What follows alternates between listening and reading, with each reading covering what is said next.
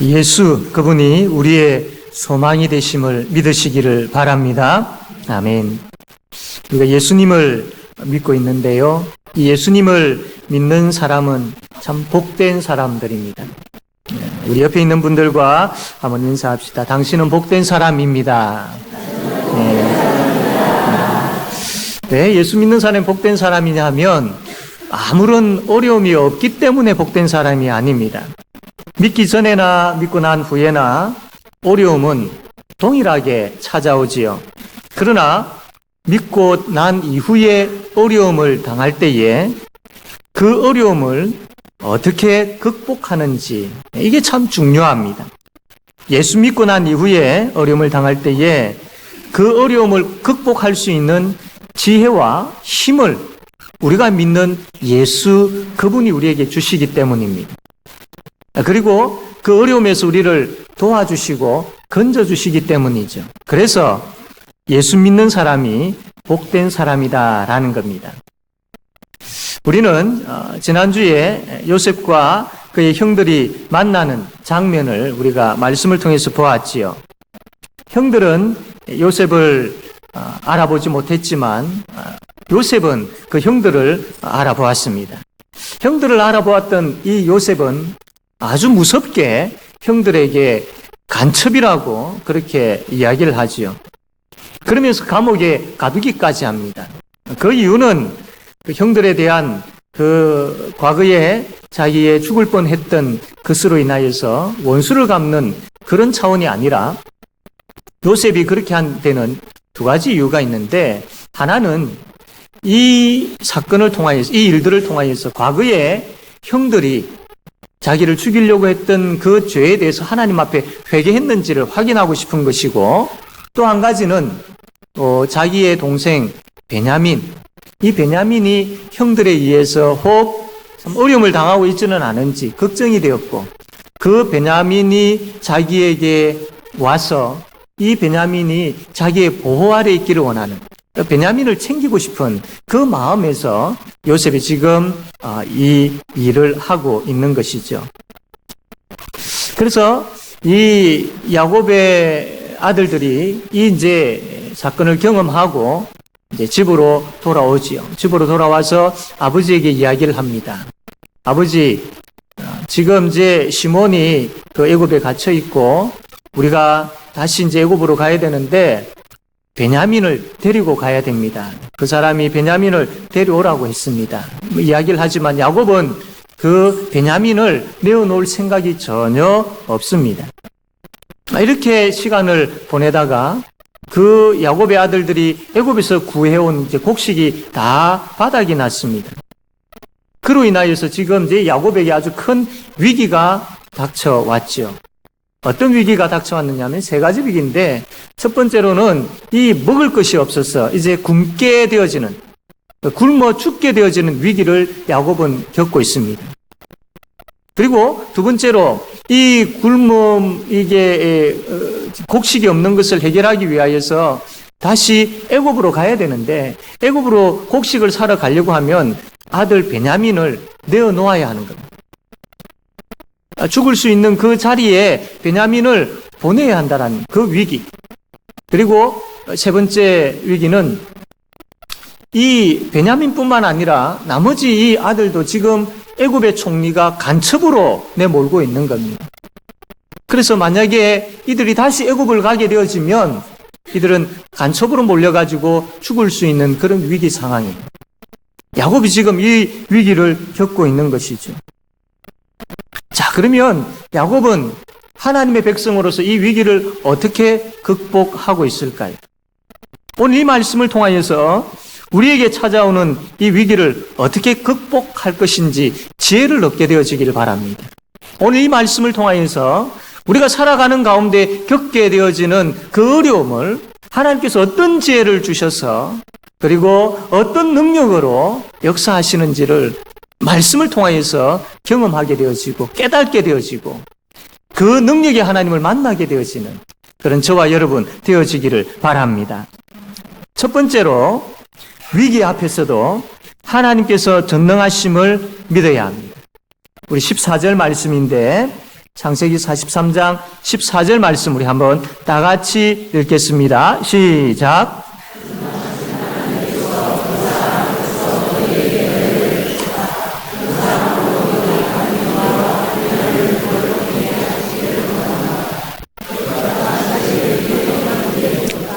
아멘. 이제 애굽에서 가져온 곡식이 다 떨어짐으로 인하여서 굶어 죽게 되어질 상황에서 야곱이 아들들에게 이야기합니다. 다시 애굽으로 가서 곡식을 구해 오너라. 그때에 유다가 이 이야기를 듣고 3절에서 5절까지 보면 이렇게 이야기하죠. 그 사람이 우리에게 엄히 경고하여 이르되 너희 아우가 너희와 함께 오지 아니하면 너희가 내 얼굴을 보지 못하리라. 저 아이를 나와 함께 보내시면 우리가 곧 가리니 그러면 우리와 아버지와 우리 어린 아이들이 다 살고 죽지 아니하리이다. 아버지께서 만일 그를 보내지 아니하시면 우리는 내려가지 아니하리니 그 사람이 우리에게 말하기를 너희의 아우가 너희와 함께 오지 아니하면 너희가 내 얼굴을 보지 못하리라 하였음이니이다. 유다가 야곱에게 이렇게 이야기를 하는 겁니다. 야곱이 이 이야기를 듣고 이렇게 이야기하죠. 왜 너희들이 동생이 있다고 해가지고 이런 어려움을 당하게 하느냐. 그러니까 아들들이 이야기합니다. 아니 그 애굽의 총리가 아버지가 어떻느냐 또 동생이 있느냐 코치코치 묻는데 어떻게 우리가 대답하지 아니할 수 있습니까? 그리고 그 애굽의 총리가 동생을 데려오라고 이야기할 줄을 누가 알았겠습니까? 라고 이렇게 이야기하는 것이죠. 그럼에도 불구하고 이 야곱은 이 막내 아들 베냐민을 보낼 수가 없었던 겁니다. 왜냐하면 과거 요셉을 잃어버릴 때에 그 형들이 이 요셉이 마치 짐승에 찢겨 죽은 것처럼 그렇게 하기는 했지만 야곱의 마음속에는 약간의 의심이 있었습니다. 요셉이 이렇게 잃어버려지게 되어진 것이 이 아들들, 요셉의 형들에 의하여서 되어진 것이 아닌가 확신은 못하지만 그런 의심이 야곱에게 좀 있었던 것 같습니다. 그래서 이번에도 베냐민을 저 아이들의 손에 맡기면 어떻게 될지 모른다라는 그런 두려움이 있었던 겁니다. 그래서 베냐민을 보낼 수 없다라는 겁니다. 이때에 유다가 이야기를 합니다.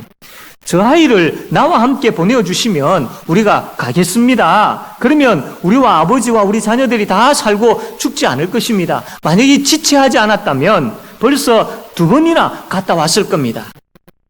그러면서 이 유다가 아주 강하게 이야기하는 것이 뭐냐면 만일 베냐민에게 무슨 일이 일어난다면 모든 책임을 내가 지고 그 어떤 처벌과 질책도 내가 다 감수하겠습니다. 라고 야곱에게 이야기를 하는 겁니다.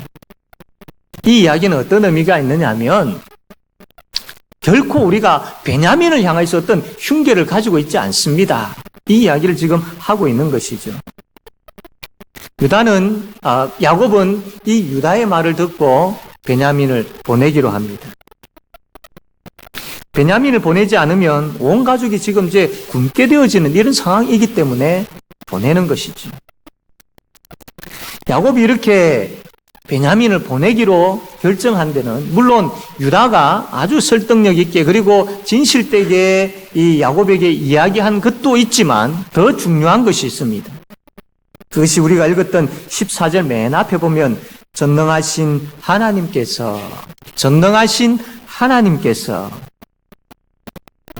야곱은 지금 이 위기 상황 3가지 이야기를 했죠. 이 위기 상황에서 야곱이 생각한 것이 뭐냐면 전능하신 하나님을 생각했던 겁니다. 전능하신 하나님.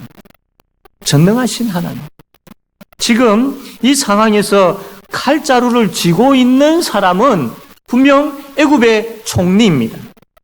아주 무서운 애굽의 총리가 그 칼자루를 쥐고 있는 것. 우리의 그 시므온도 그렇고 또 이번에 데려가는 베냐민도 그렇고 함께 가는 아들들도 그렇고 이들의 목숨을 이 애굽의 총리가 쥐고 있다라는 것. 이게 현상이고 야곱도 그걸 잘 알고 있습니다. 그러나 야곱은 그것만 생각하지 않았습니다. 비록 칼자루를 이 무서운 애굽의 총리가 쥐고 있지만 이 총리의 마음을 움직일 수 있는 분은 여호와 하나님, 전능하신 하나님이시다라는 믿음이 야곱에게 있었기 때문입니다. 우리는 어려운 상황에서 우리가 마땅히 생각해야 될 것이 있습니다. 그것은 내가 어려움을 겪고 있는 그 현장에 하나님이 계신다라는 겁니다. 그 하나님께서 사람의 마음을 붙들고 움직이시는 전능하신 하나님이시다라는 믿음 또한 가지고 있어야 된다라는 겁니다. 다루기 힘들고 그친 사람이 아무리 난폭한 행동을 한다 하더라도 그 사람의 감정이 하나님에 의하여서 선한 방향으로 돌려질 수 있다라는 믿음입니다.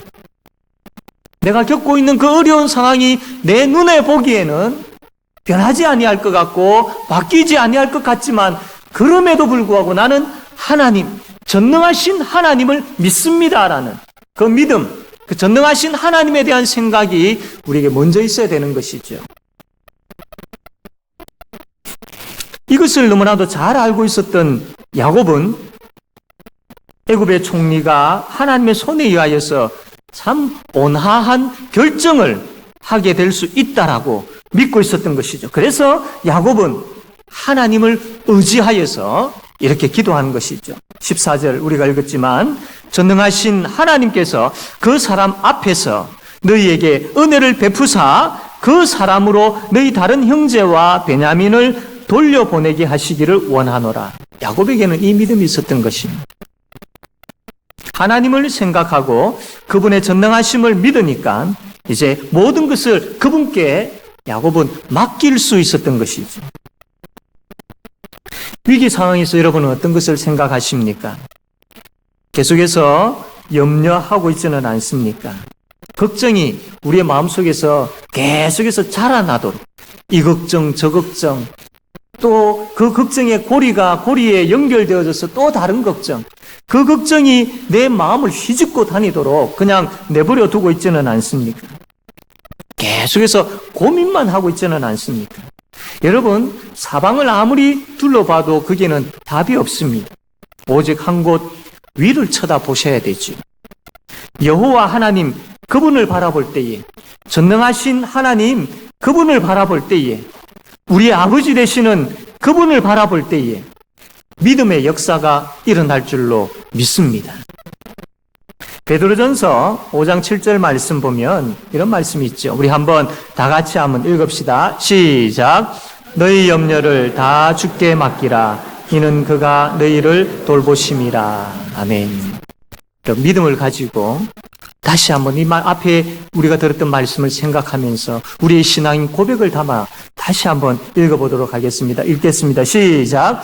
너희 염려를 다 주께 맡기라. 이는 그가 너희를 돌보심이라. 아멘. 이 말씀을 믿으시기를 바랍니다. 그리고 이 말씀을 붙드시기를 바랍니다. 위기 상황에서 두렵고 염려되는 그 상황에서 전능하신 하나님을 찾는 지혜와 복이 우리에게 있게 되어지기를 바랍니다. 위기 상황에서 베드로전서 5장 7절 우리가 조금 전에 읽었던 이 말씀을 암송하고 또 암송함으로 이 말씀이 내 속에 역사하고 이 말씀이 내가 겪고 있는 그 상황에 역사함으로 인하여서 하나님께서 역사하시는 것을 그 믿음의 역사를 경험하게 되어지기를 바랍니다. 그분이 함께 해 주실 줄로 믿습니다. 그 하나님 전능하신 그분이 도와주실 줄로 믿습니다. 그분이 연약한 우리를 붙들어 주실 줄로 믿으시기를 바랍니다. 두 번째로 위기 상황에서 우리는 부지런해야 됩니다. 11절에서 13절 이 말씀을 보게 되어지면 이게 어떤 내용이냐 하면 야곱은 이 위기를 하나님을 찾음으로 극복하고 있습니다. 전능하신 하나님께서라고 하면서 그 하나님을 붙들므로 이 위기를 극복하려고 하고 있습니다. 그런데 이 위기를 극복하는 야곱의 모습을 자세히 보게 되어지면 그 전능하신 하나님께서 다 알아서 해 주시겠지라고 하면서 팔짱을 끼고 가만히 있지 않습니다. 그렇게 하지 않습니다. 그는 그 하나님을 붙잡고 의지하면서 그가 할 수 있는 최선을 다하고 있습니다.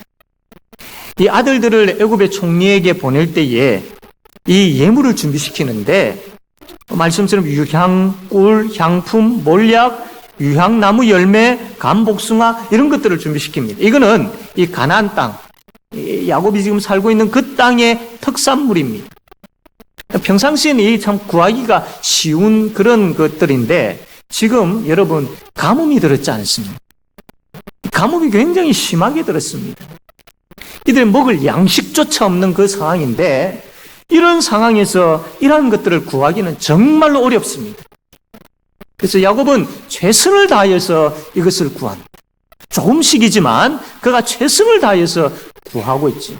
뿐만 아니라 이제 이 아들들을 애굽에 돌려보낼 때에 전에 그 곡식을 가지고 올 때에 그 곡식 자루에 그 곡식 값들이 다 들어있었지 않습니까? 그것과 함께 이번에 다시 사올 그 돈들을 마련을 하는 겁니다. 가뭄으로 지금 굶어 죽어갈 그 위기 상황에서 이 돈을 2배나 이렇게 마련한다는 것은 참 쉽지 않은 일이죠. 그러나 야곱은 최선을 다하고 있습니다. 더 놀라운 것은 베냐민을 보내야 됩니다. 베냐민. 그 죽을 수 있는, 잃어버릴 수 있는 그 자리에 베냐민을 내어놓아야 되는 거예요. 야곱은 그가 할 수 있는 최선의 방법으로 베냐민을 내어놓기로 합니다. 베냐민을 보내기로 합니다. 이처럼 야곱은 기도만 하고 있지 않았습니다. 그가 할 수 있는 최선의 것을 다하면서 하나님의 은혜를 구했던 것이죠. 그래서 우리가 하나님께 구할 때에 우리가 할 수 있는 최선의 노력을 다하는 것, 그것과 함께 하나님을 의지하며 도움을 구하는 것, 이 두 가지는 늘 함께 있어야 됩니다.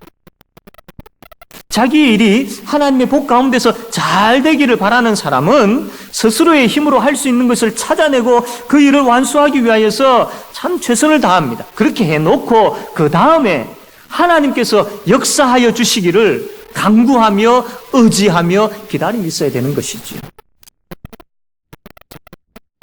칼빈이라는 사람이 이런 이야기를 했습니다. 평온한 신앙의 태도와 게으름은 같을 수 없다. 평온한 신앙의 태도와 게으름은 같을 수 없다.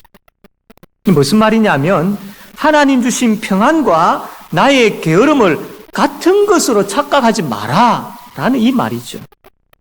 아무것도 하지 않고 가만 누워서 하나님께서 알아서 해주시겠지라고 하는 것은 평안이 아니다. 그것은 게으름이다 라는 말입니다.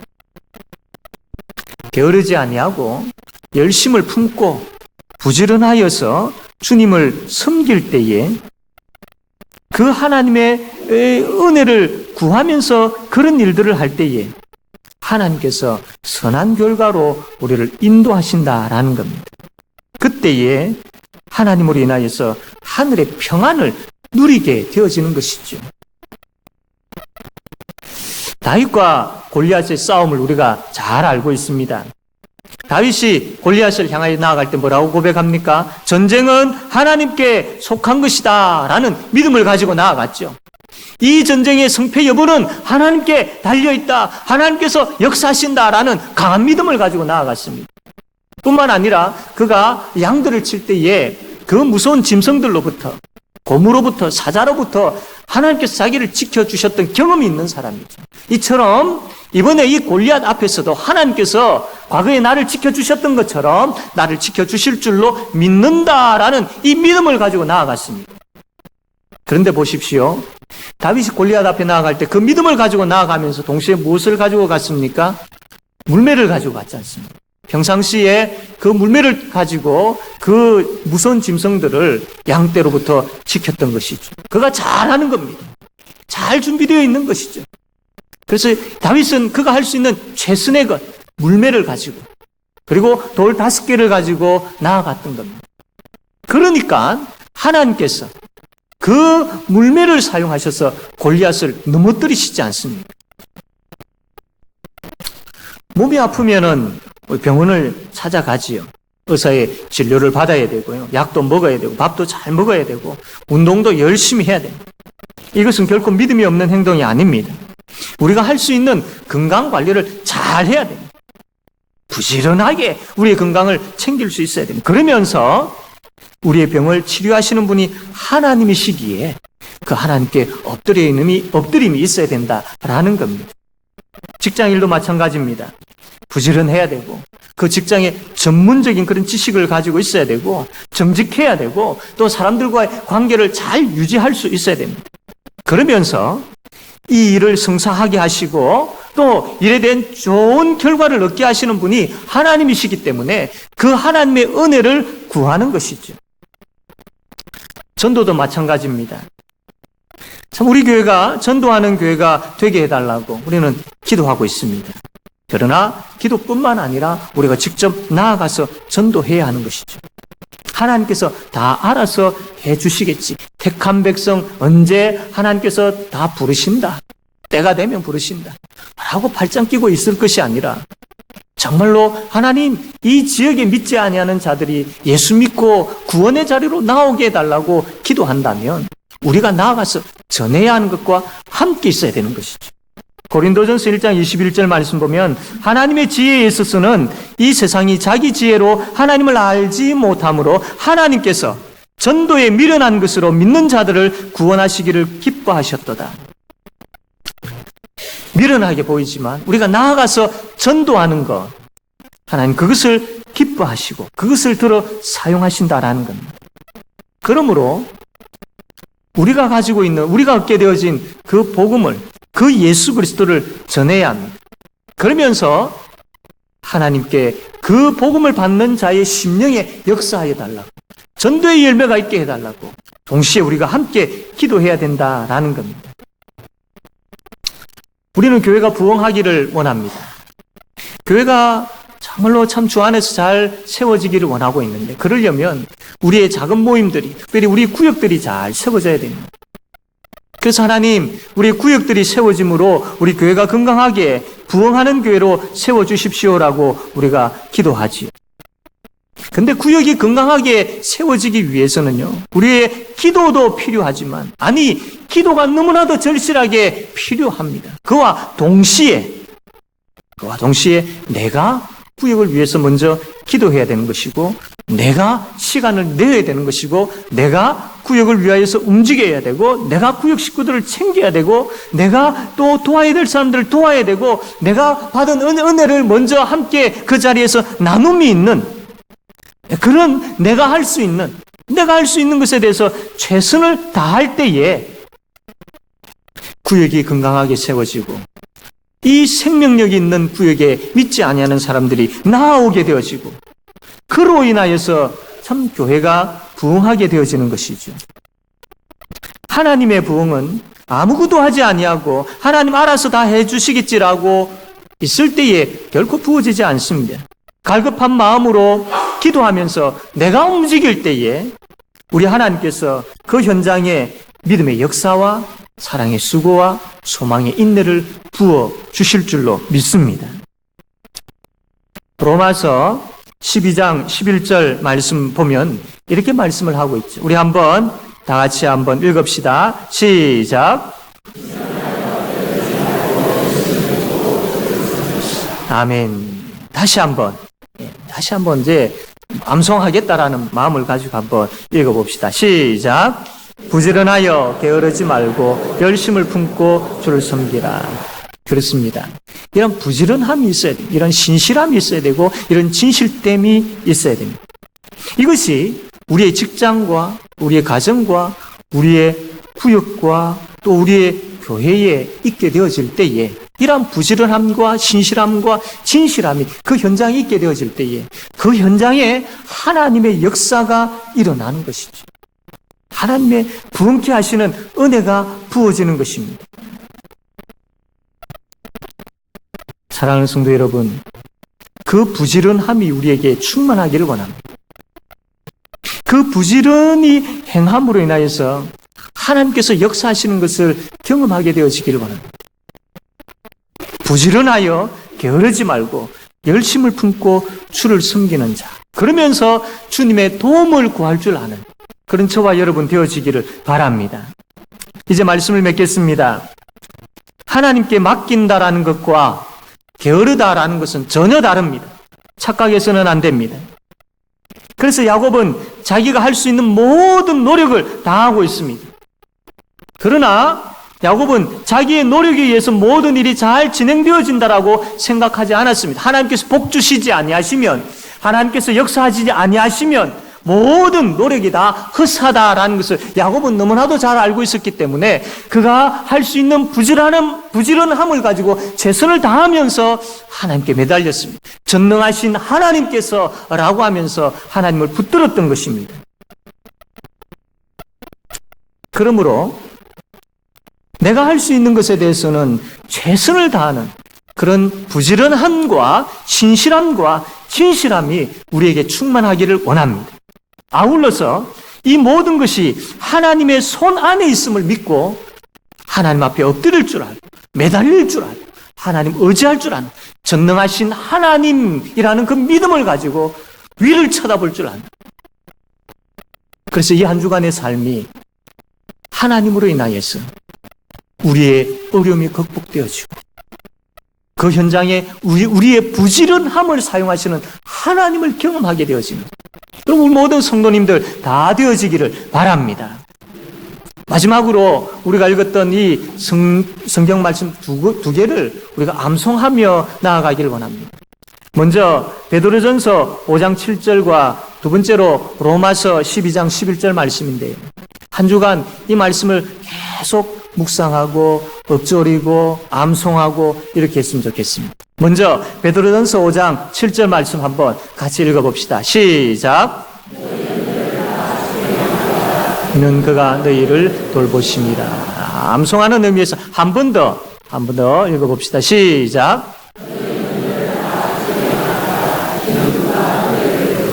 네, 이제 안보가 한번 해볼까요? 안보가 한번 해봅시다. 시작.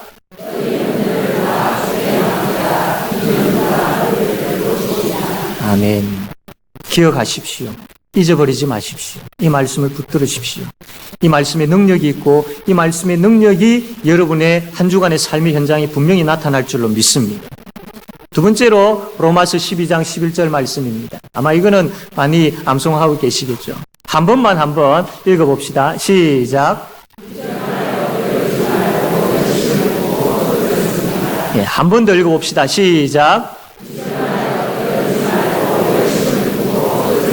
예, 안 보고 한번 해보겠습니다. 안 보고. 로마서 12장 11절. 시작. 아멘. 예. 자, 그러면 이제 베드로전서 5장 7절과 로마서 12장 11절 두 개를 다 한번 암송을 해보려고 하는데 참 어려울 것 같습니다만 그래도 한번 해보겠습니다. 베드로전서 5장 7절 말씀 한번 해봅시다. 시작.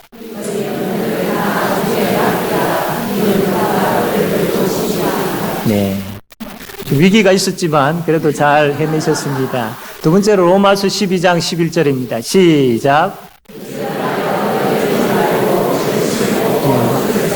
예, 이것은 우리가 잘 알고 있어서 아주 크게 하셨군요. 예, 맞습니다. 이 두 가지 말씀을 오늘 암송하는 것으로 끝내버리지 마시고 한번 생각해 보시고 또 묵상해 보시고 또 읽으시고 또 암송하시고 계속해서 읊조려 보십시오. 분명히 여러분의 삶의 현장에서 이 말씀의 능력이 나타날 줄로 믿습니다. 이 말씀을 믿고 암송할 때에 믿음의 역사가 일어날 줄로 믿습니다.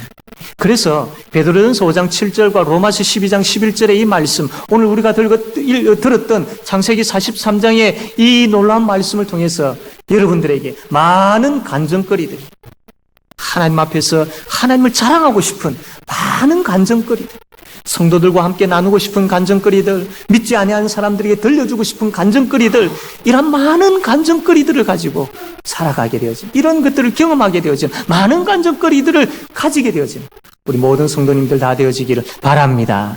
아멘.